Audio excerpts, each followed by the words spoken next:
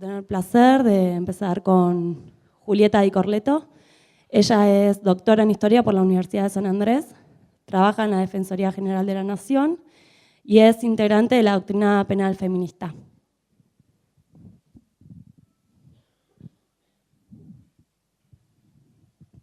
Bueno, buenos días. ¿Está prendido? Si no,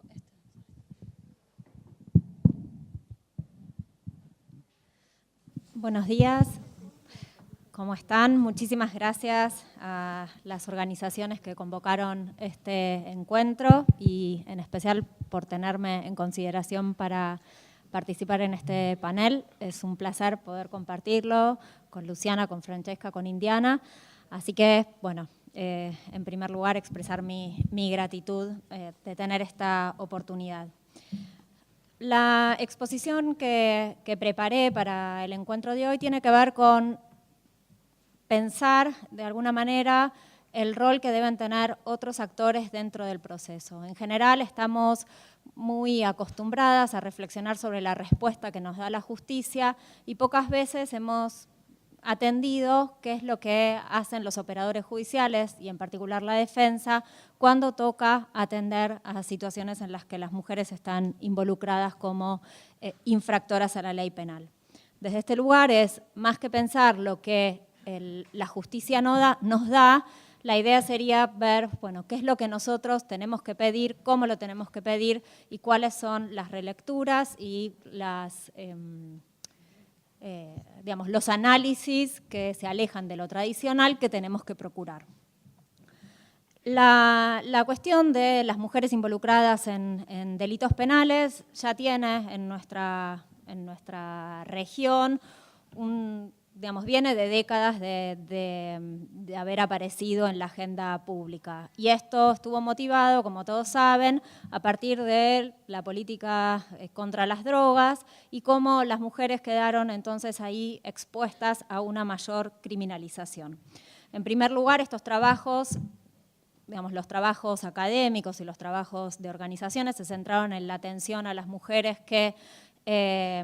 padecían la prisión, a evaluar esos contextos de encierro, las características especiales, el impacto diferencial que tenía, y en el último tiempo avanzaron también a cuestionar un poco los estándares jurídicos que se aplicaban en las respuestas judiciales, a pensar en cómo piensan los jueces, qué respuesta dan frente a situaciones en las que las mujeres están involucradas. Lo que quiero plantear aquí, en especial es,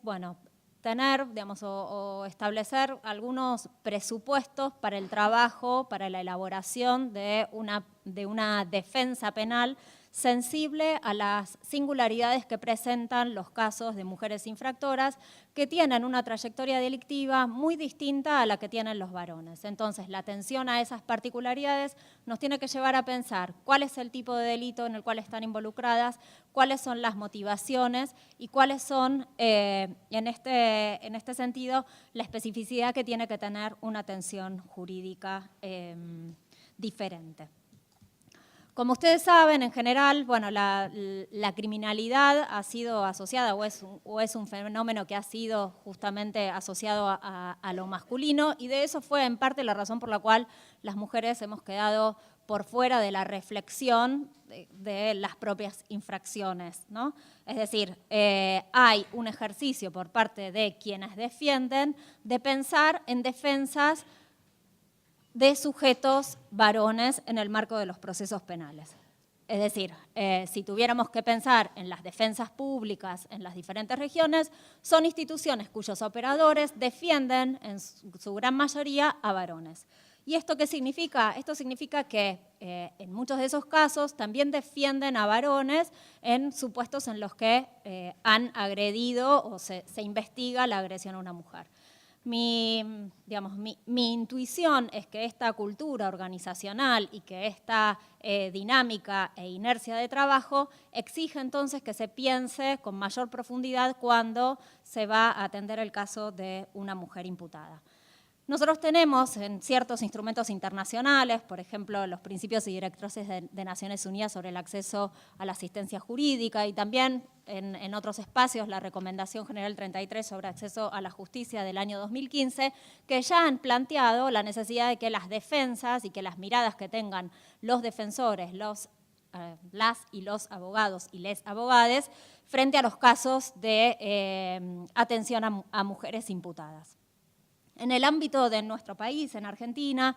la ley del Ministerio Público de la Defensa es una de las primeras normativas que incluye la necesidad de que la defensa penal tenga una perspectiva de género. Y esto para mí es importante, más allá de la cuestión nominal y de pensar que no bastan o que no es suficiente tener leyes bonitas, pero sí empieza a tener tiene un rol pedagógico para los operadores judiciales. Y por otro lado, digamos, esta norma va exigiendo, haciéndonos pensar en una respuesta especializada. ¿Cuáles son los presupuestos que debería tener una atención desde la defensa diferenciada? Una de las cuestiones que yo les decía de atender al tipo de delito, a la modalidad y a la singularidad o a la motivación de las mujeres en la comisión de delitos, una de las cosas más patentes y más relevantes es que cerca del 70% de la población carcelaria femenina en el ámbito federal involucra a mujeres en causas de drogas. El relevamiento simplemente de jurisprudencia, que no es un relevamiento sobre el campo y que esto excluye, digamos, por la propia dinámica de nuestro sistema de justicia, la exclusión de casos de juicio abreviado, casos de suspensiones de juicio a prueba, y además que las bases de datos de jurisprudencia no nos permiten acceder a sentencias de primera instancia. Con todas estas limitaciones, un primer relevamiento de la jurisprudencia nos da cuenta de que hay algunas modalidades que involucran a las mujeres en los casos de estupefacientes. Uno tiene que ver con la ingesta, lo que se conoce digamos, como capsuleras o mulas, que digamos, tienen una particularidad. En el último tiempo se ha registrado que estos casos son preponderantes exclusivamente preponderantes en el norte y no necesariamente en la ciudad de Buenos Aires. Otra parte importante de las mujeres involucradas en causas de drogas está involucrada en el marco de relaciones laborales, ¿sí? Y llamo a esto, incluyo en esto también, aquellas en donde el mundo del delito y el mundo del trabajo se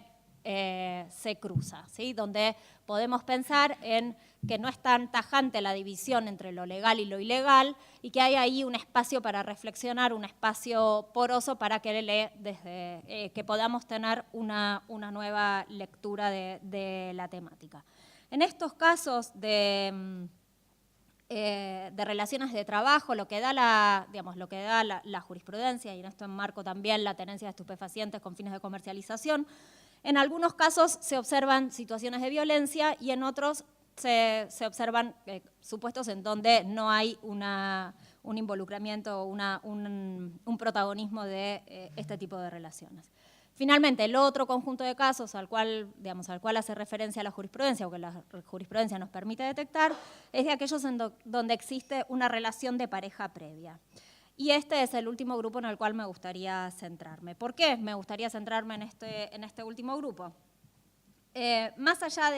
de las condiciones o de lo que observamos en este tipo de casos, lo que quisiera hacer foco es en la posibilidad de que estas mujeres hayan sido víctimas de violencia. No quiero con esto transmitir una mirada esencialista ni victimista de la experiencia o victimizante de la experiencia de las mujeres, sino tomar ciertos datos. Por un lado, reconocer que ya tenemos un instrumento normativo, que son las reglas de Bangkok, que nos orientan a pensar que el número de reclusas, que han sido víctimas de violencia en el hogar es desproporcionado. Algunos estudios, la verdad es que no están muy actualizados, pero el último del año 2013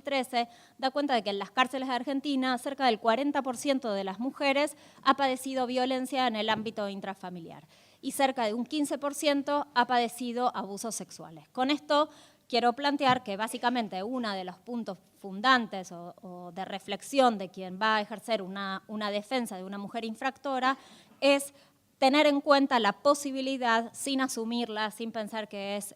necesaria, pero tener en cuenta la posibilidad de que puede haber sido víctima de violencia. Esta investigación, que la desarrolló la Escuela de Derecho de la Universidad de Cornell, también destacó que muchas de las mujeres que habían sido entrevistadas consideraron que su involucramiento en el delito había tenido que ver con el padecimiento de la violencia, es decir, conectaban la comisión del delito de manera directa con la violencia previa que habían sufrido. Entonces, ¿cuál es el lugar de la violencia en la elaboración de una estrategia de defensa? Acá nosotros tenemos algunos estudios que, digamos, ya en Argentina está el trabajo de Luciana Sánchez y Salinas sobre temas de legítima defensa. Cecilia Hopp también ha trabajado en estas cuestiones analizando el fallo Leiva de la Corte Suprema. Y hay algunos otros trabajos, el de Ignacio Anitúa y de Valeria Pico, que también observan cómo la violencia tiene que tener un lugar en la elaboración de una estrategia desde el punto de vista dogmático para alegar una legítima defensa, pero también tiene que tener una consideración en lo que es la exclusión de la culpabilidad e incluso también en la atribución de responsabilidad. Este específicamente es el caso o el trabajo de Cecilia Hopp vinculado con la penalización de mujeres en contextos de violencia donde ellas son responsabilizadas por las lesiones que padecen sus hijos. ¿Qué es entonces, cuál es el aporte que creo que se puede realizar a esto? Es decir, sobre la base de lo que se ha construido, uno de los aspectos que tenemos que retomar, e incluso cuando los modelos procesales nos invitan a pensar nuevamente cómo se formulan las acusaciones, cómo se construyen los casos, hay ahí un espacio interesante para trabajar de manera consciente y muy precisa en lo que es la reconstrucción de la plataforma fáctica. En relación específica con los casos con los procesos de drogas en los que las mujeres aparecen involucradas, estando en relaciones de pareja, que era lo que yo me quería referir, hay muchos supuestos en los que se realizan o allanamientos o requisas o detenciones de personas que están arriba de vehículos y que se detecta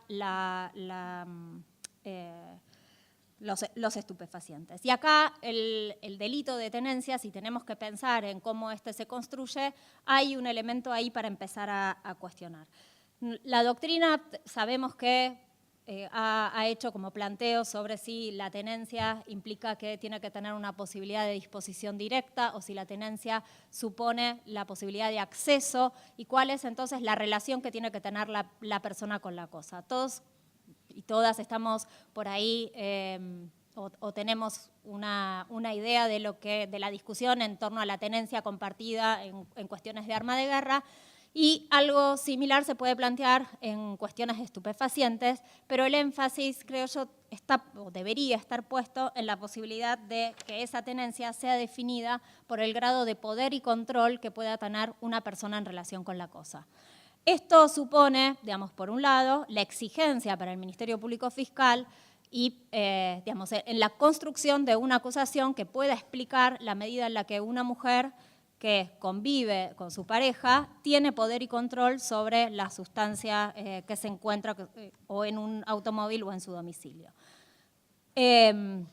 Una de las cuestiones es cuál es el aporte, digamos, en términos dogmáticos, utilizando el lenguaje de este derecho penal tradicional, cuál es el aporte que realiza esa mujer a la conducta prohibida. Y hay un caso que quizás ustedes conocen o han escuchado hablar, que es el caso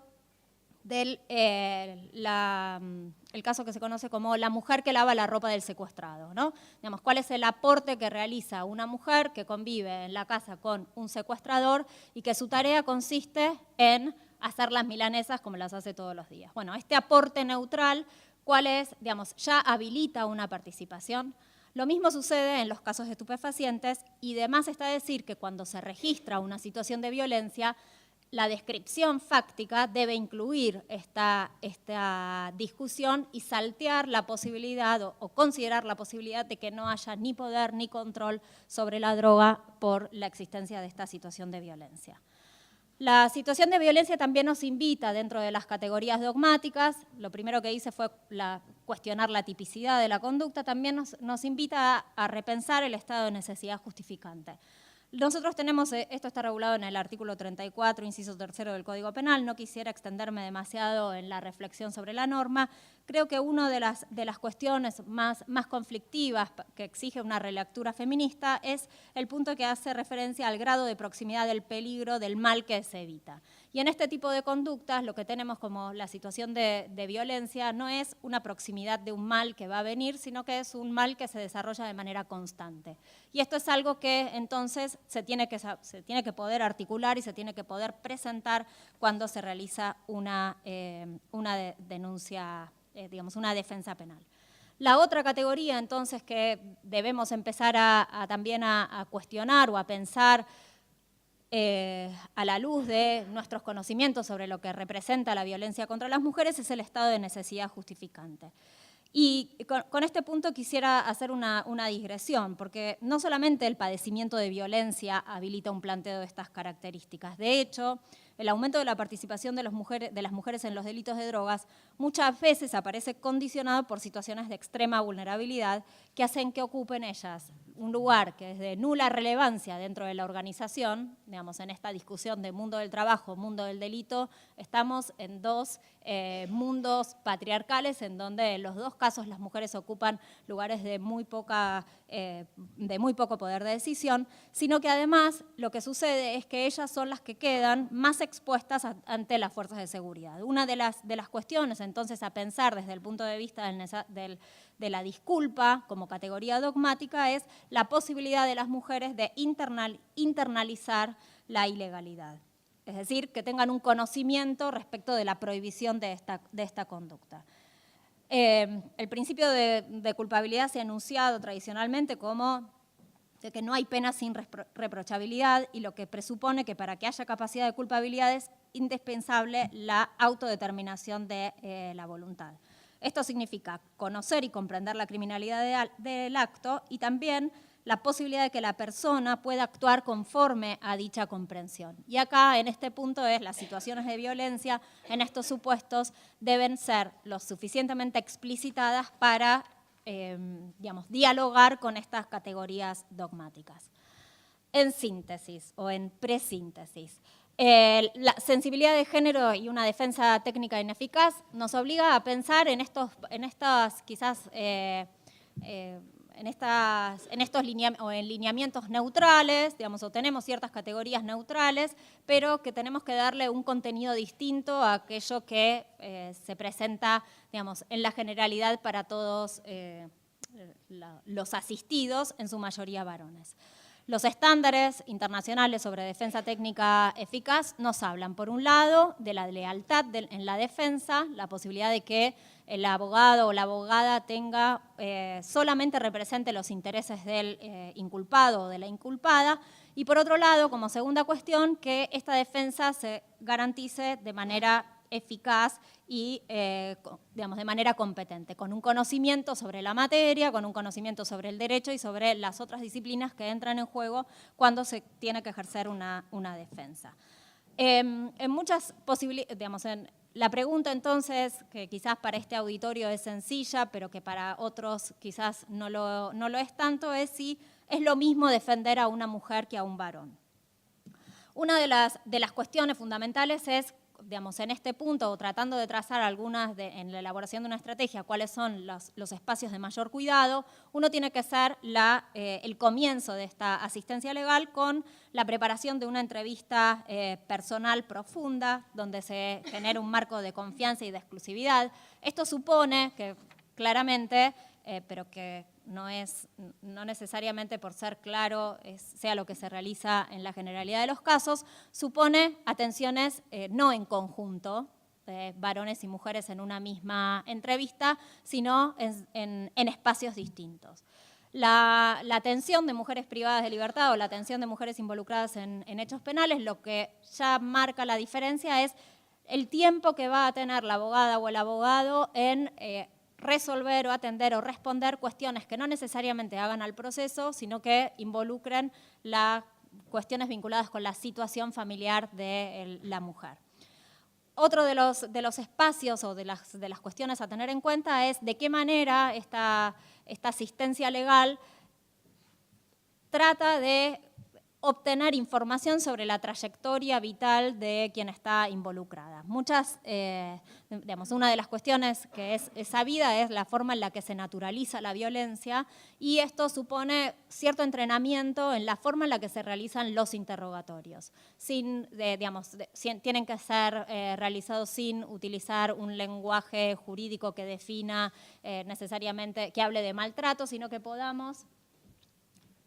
pensar entonces en relatar ciertas experiencias y pensar o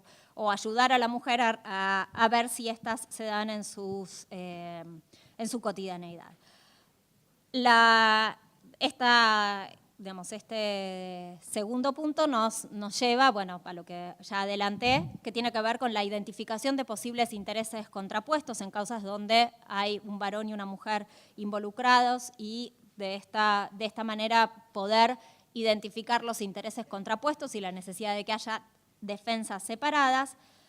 El siguiente punto tiene que ver con cómo se construye la prueba, cómo se elabora a partir de una teoría del caso, cómo se recolectan los elementos que son fundamentales para sostener esa defensa. Y aquí, nuevamente, el libro justamente que citó Daniela Jaime es un buen ensayo explicativo de por qué las mujeres no denuncian la violencia, y esto puede ser alguna forma, de alguna manera, en los supuestos en donde no hay denuncias previas de la violencia, pero que se advierte, y esto sale de la entrevista y lo que presenta la imputada, la asistencia legal tiene que tener la posibilidad de recurrir a otros informes, de buscar vecinos, de buscar informes psicológicos o informes de trabajadores sociales que puedan iluminar esta particularidad.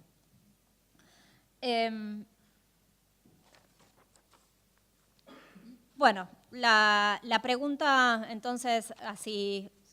ahí vi algunas cabezas que decían no es lo mismo defender a un varón y una mujer. Claramente no es lo mismo defender a un varón y una mujer, no se tiene que pensar en una asistencia legal que siga la inercia, la tradición del acostumbramiento a atención de varones involucrados en delitos penales, y una de las premisas fundamentales para esto es reconocer la desigualdad estructural, empezar a llenar esta desigualdad estructural con datos del contexto, y que podamos hacer que los jueces construyan lo jurídicamente relevante de una manera un poco más amplia que lo que estamos acostumbrados a ver en el marco de un proceso penal. También supone, como segundo paso, que las defensas penales tienen que haber de parte de los operadores judiciales una superación de los prejuicios en relación con las propias valoraciones de género. En tercer lugar, una escucha activa respecto de la mujer víctima de violencia. Y finalmente, un trabajo intelectual que sea con las herramientas que nos brinda por el momento la teoría del delito, y hasta tanto no construyamos nosotras otras categorías dogmáticas para entablar ese diálogo, poder realizar una lectura que amplíe entonces las formas en las que miramos el derecho penal.